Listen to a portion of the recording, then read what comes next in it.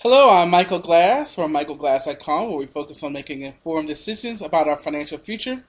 Before we begin our video, you want to start off with our disclosures. Any symbols you see today should not be inferred as a trading recommendation. No matter what form of investing you choose, stock, forex, futures, options, they all have a level of risk associated with them. Any strategies we show today are for informational purposes only. Future results are not guaranteed. And finally, any investment decision you make is solely your own responsibility. Trade at your own risk. So this is our stock market technical analysis trading plan. In our video, we'll look at the past week's economic calendar and also look forward to next week. We'll see what happened as far as the most recent price action to identify key support and resistance price levels. We're going to look at the charts of the market leaders, Apple, Google, Goldman-Sachs, Priceline. We'll take a look at those. We'll look at the dollar, gold, and crude oil charts to see if there's any leading sentiment. And finally, we'll have an education spotlight at the end. As we begin to look at the week that was, we can see that we had a split market. The NASDAQ and S&P 500 fell while the Dow Jones rose. But overall, we are still down for the year at least about 6%. All the way up to 2 digits, 10% for the S&P 500.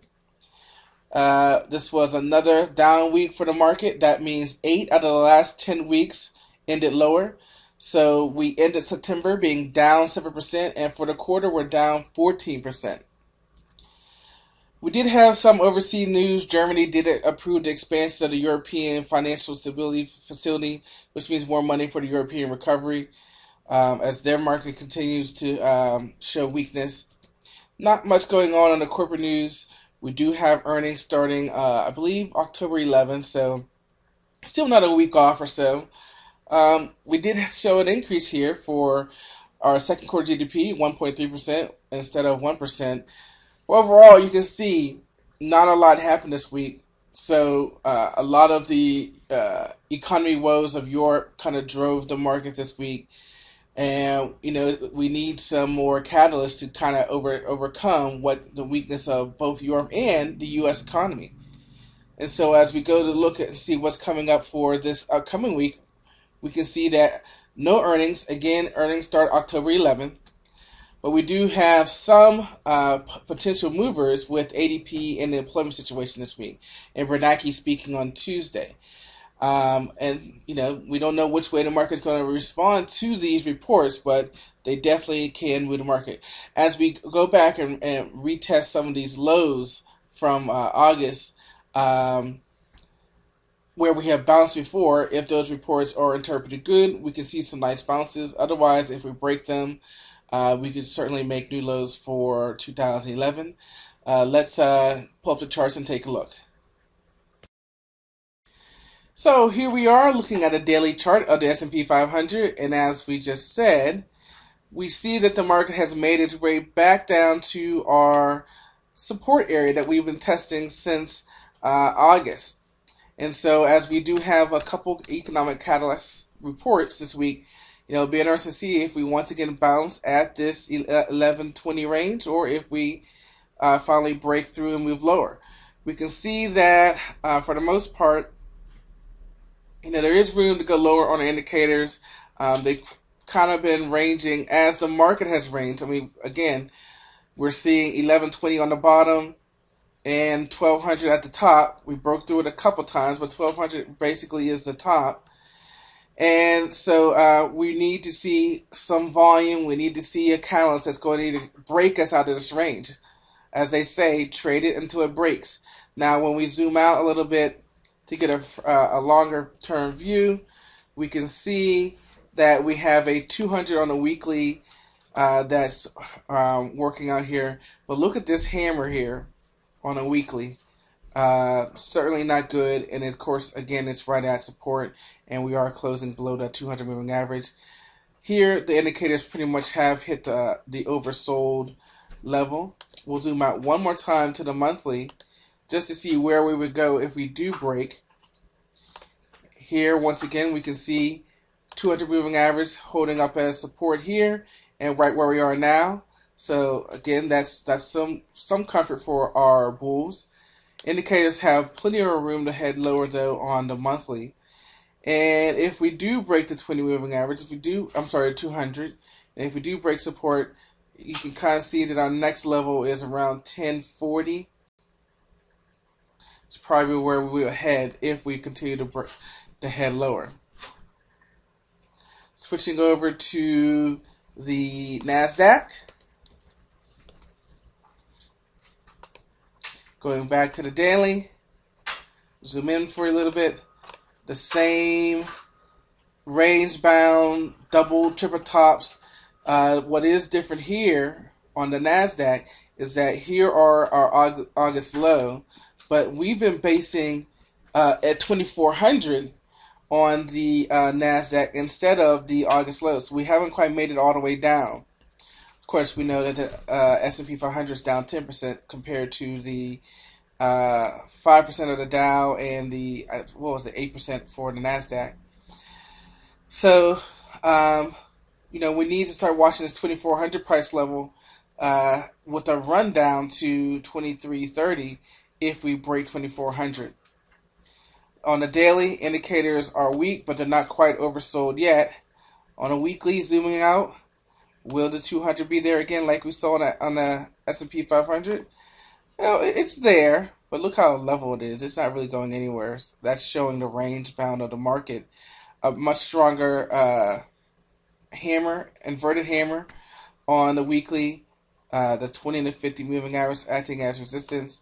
We'll zoom out one more time and hit the monthly. And we can see the 50 moving average trying to hold up as support. And so we'll see. We'll definitely have to see. Let's take a look at some of our market leaders to see what they're telling us about the market. As we look at our market leaders, we're starting off with Apple. And Apple, we can see, is not in the range that the market was in. It certainly broke out and made a new high here, but we've fallen off 20, 40 points or so. And we can see on our uptrend line, we'll zoom out a little bit, and we can see this uptrend line from June is where we're basing now, along with the 50 moving average. So Apple, to me, is sitting at support, in a downtrend at support. And look at this 15-minute chart. I mean, you can just see how far it's gone down. Point of control at 400. Apple, I can't even say sideways. It's down at support. Moving on to Amazon.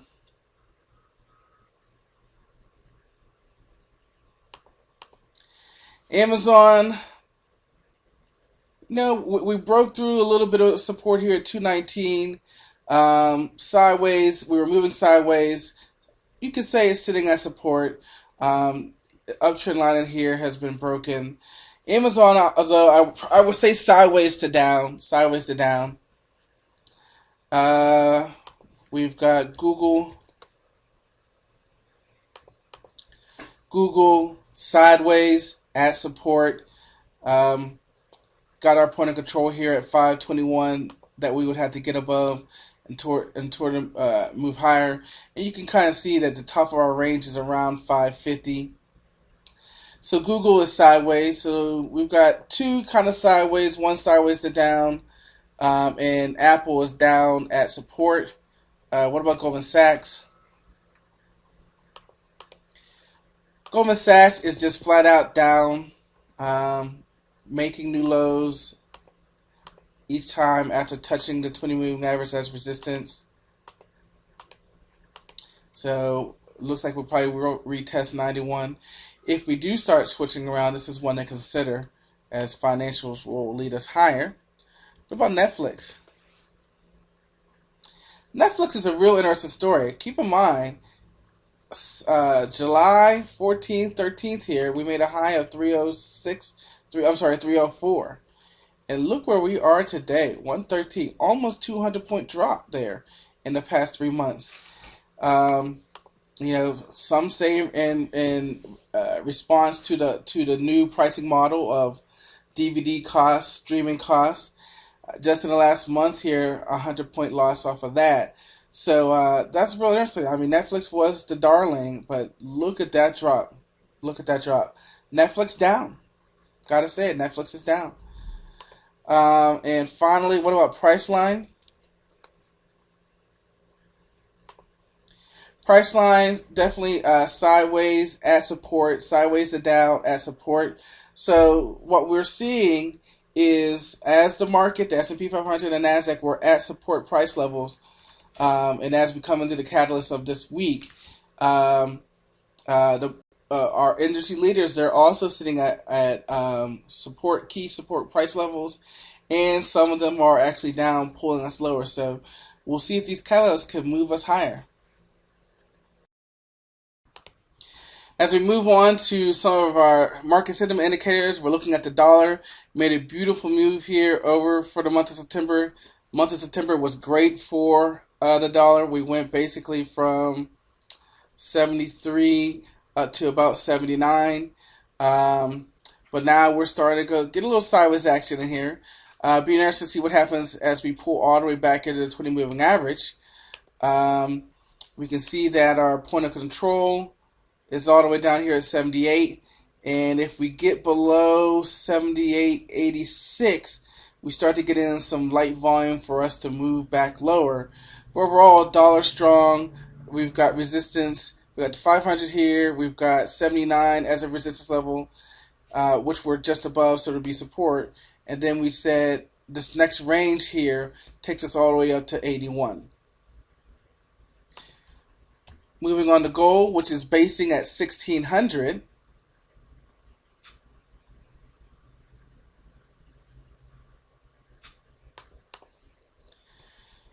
We can see, again, that basing at 1600, the wick off of the 200 moving average here.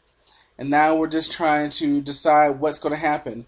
And of course, the economy helps with that. Strong dollar, a little weak for gold. Strong dollar, weak for the market. Look at our point of control. We can see we're snaking around 1618 for our point of control. And we need to get above 1630. Even 1630 to get into our next 20-point range to get up to 1650, 1660. And that kind of works, as we put in this doji, getting above there. But overall, we're basing 1600, going sideways, nice pullback. Not ready to go bullish yet, but we'll have to, again, maybe the jobs report, some more economic data will give us an insight on which way gold is going to go. And we'll finish off with crude oil. Also range bound at the lower end of its range, down here at 78. And it's going to be interesting. You can see the wicks we have here, wicks we have here, wicks we have in here. And we're basically approaching that 78 level. So if we don't bounce here, where could we go? Let's scroll out and see. You can see the support in here at 79. But we closed below that today. So let's draw that in.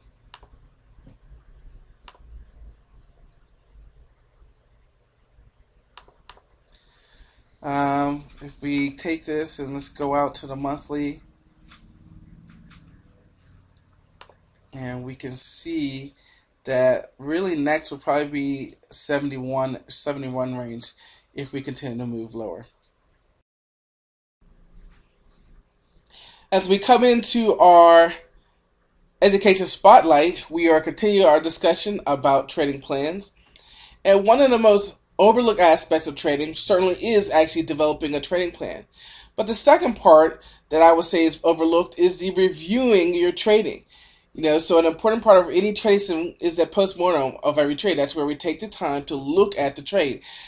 Things that I like to write down, of course, are the times, so we know we can start to see if there's times that we shouldn't be trading.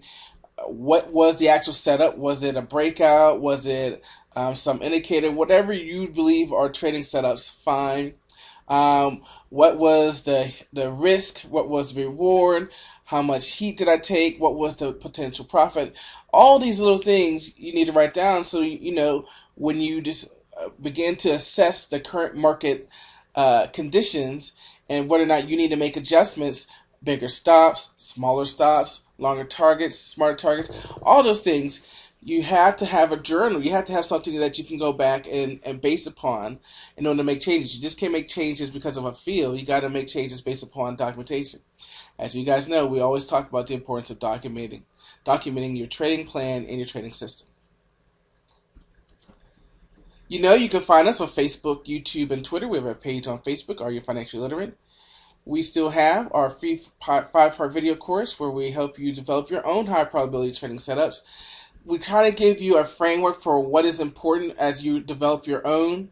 We hope that will give you a gauge as to who we are as coaches and how we can help you one-on-one develop a personalized training plan. We can review and we can begin to document and we can make the adjustments to make you a successful trader, put you on the path to being a successful trader.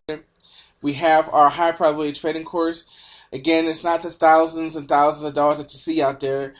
We have it at a very affordable price because it's important to know the information, but we believe getting that trader's mindset, which we can do through coaching.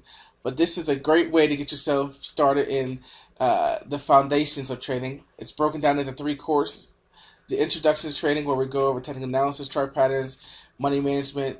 Trading plan components is the second series, and again, how should you frame the market? And then we go over some specific trading setups. 20 free trades with our futures broker. In addition, they have intraday margin as low as $300. And of course, if you're looking for chartings, not just charts, but if you want to scan the market and to find those latest moving stocks, works on any browser, works on both PCs and Macs. This is the one for you. But again, it's all about the trader's mindset and having the ability to pull the trigger on a trade day after day after day, robotic, and allowing feel and intuition come in to what your existing plan is. And we at Move Mike can help you develop that trader's mindset so you can implement your plan on a consistent basis. Thanks, guys, and I'll see you next time.